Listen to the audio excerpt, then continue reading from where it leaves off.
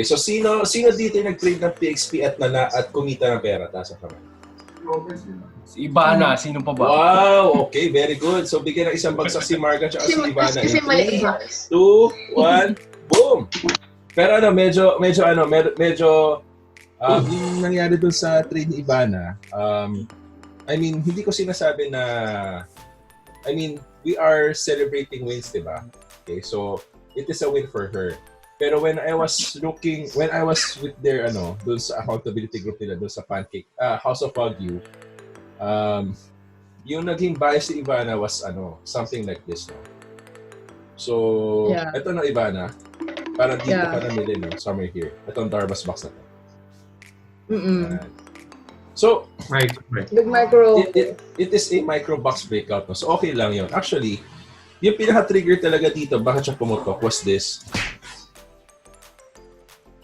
Itong candle na to.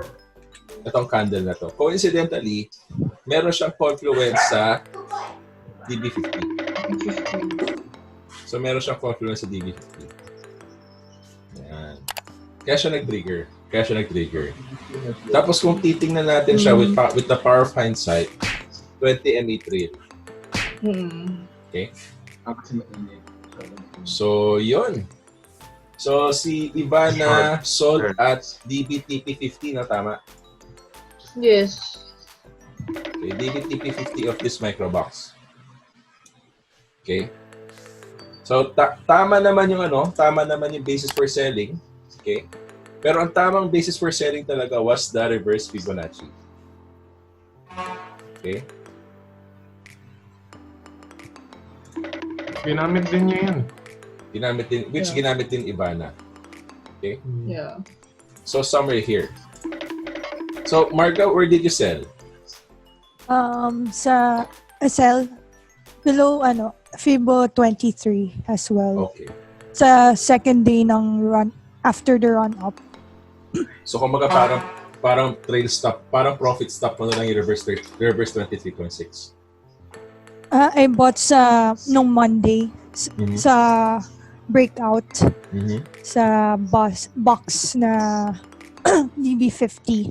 Then so the next day, yung breakdown ng Fibo 23.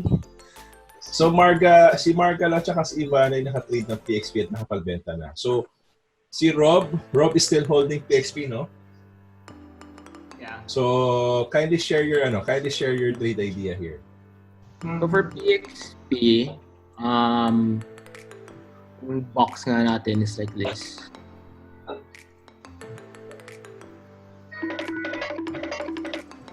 So I bought here. I bought in these levels. One tranche 4.6, one tranche 4.5. So I didn't use the 20, I used the 50, MA50. So kaya yung first tranche ko, the price was low, mga 4.6. And then, so I bought it before the breakout eh. So I was expecting na with the, if it broke out of this mini box, plus the DB50, there's gonna be a momentum pataas. So, nangyari nga, this candle. And then I added near these levels eh. So my next tranches were supposed to be on breakout. So I bought dito sa 5 pesos. Kung lumalabas, average price ko na is 4.8 eh. So TP niyan, around here, 5.8 to 5.9. So I haven't sold yet. Cut below is right below this candle. Right below the breakout candle. So around here.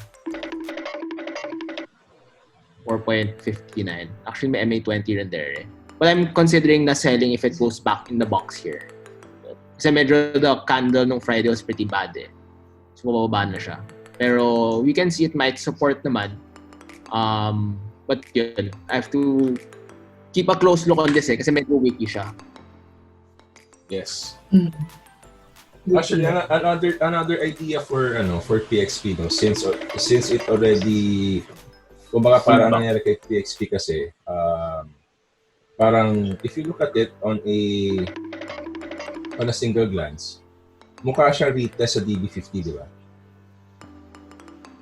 So, crucial yung Monday. Monday would be very crucial.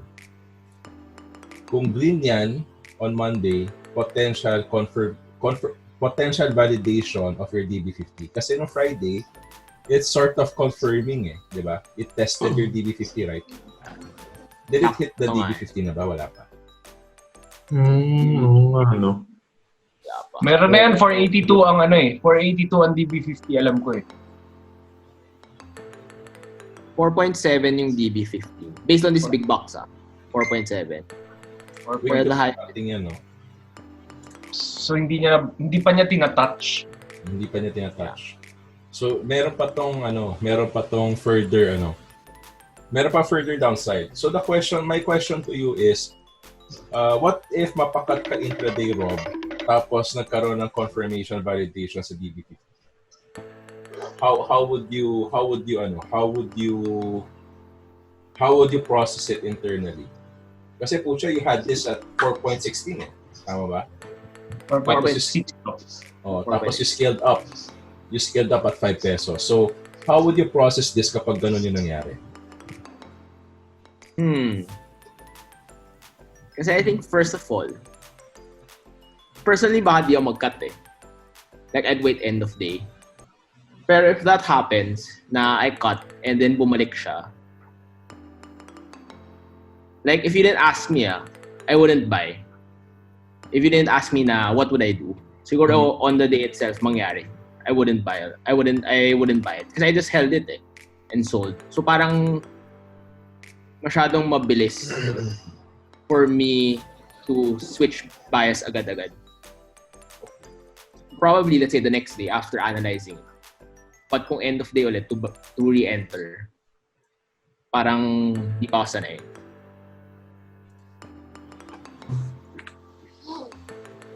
So, yung playing the stock market sometimes, ito kasi yung ko dyan, yung take ko. Parang kumbaga yung stock market kasi, medyo nakakasira ng ulo. In a way. Kasi parang ganito kasi nangyari kay Rob Ang ganda ng entry, pero hindi ka nag-take ng profit. Tama, di ba? Yeah. Tapos kumbaga parang, right now, I'm pretty sure you're processing it internally na, pucha, this went as high as 540, 550. Hindi ako nagbenta. So, this is not a dig on your part. Kumbaga parang, we're just analyzing this as a group. No? So, kumbaga parang, check lang natin.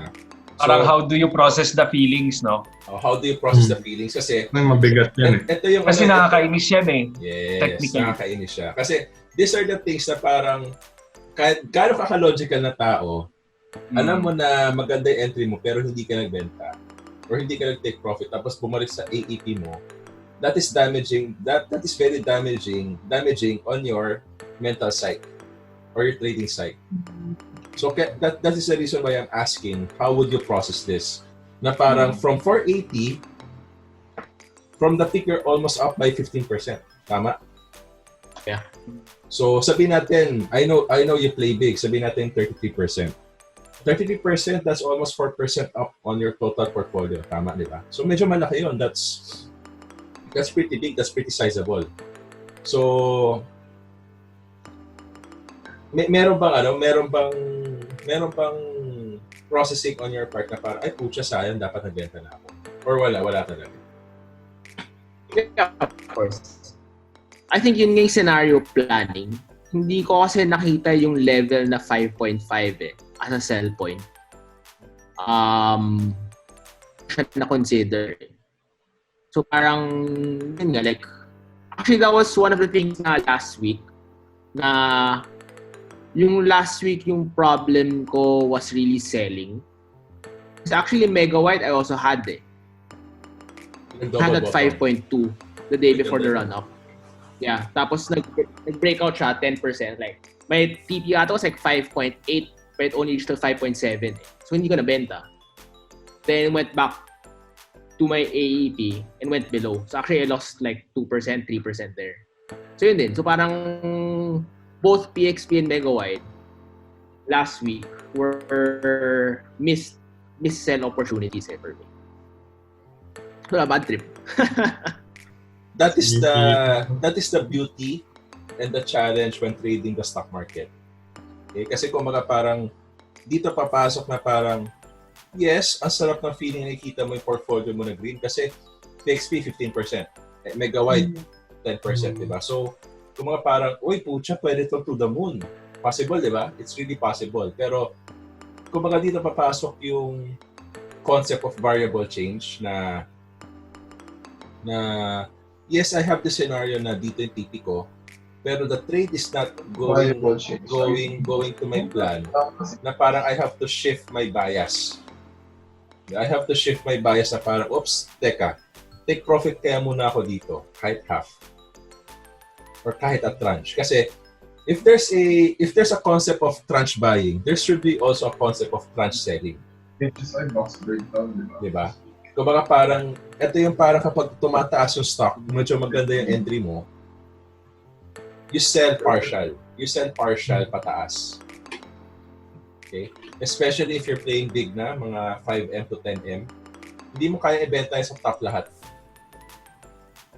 So if we are practicing yung tranche buying, we should also be practicing tranche selling. Okay? Ano yung tinamaan sa PXP na resistance? Merong isa, reverse 23.6. Pangit kasi nung pagkatama niya, parang kala mo tatagos. Tapos, ayun. Pero magkakaroon ka na reaction kasi dyan doon sa next day, yung rundown. Yung nagkaroon na ng nagkaroon na ng pullback from that initial move. So kumbaga yung reverse 23.6, you can use that as a pseudo profit stop. Kasi kung titingnan ko to si PXP, pwede naman ako mag-buyback sa backstop eh. Diba? It's very easy kasi alam natin na kapag magkaroon ng breakout to sa backstop, anong DNA ni PXP? May rally siya eh, tapos puro may rally, diba? Ano yung ilang percent yung rally nung nag-breakout sa DB50? Mga lampas 10? Mga nasa 18% ata yun eh. Pakicheck nga Rob. Yun, 15% from the DB50.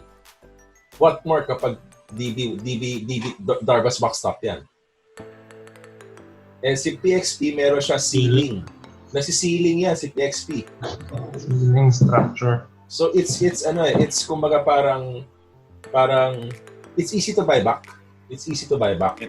Kumbaga parang yung gusto kong ma-impart na wisdom dito is kay Rob is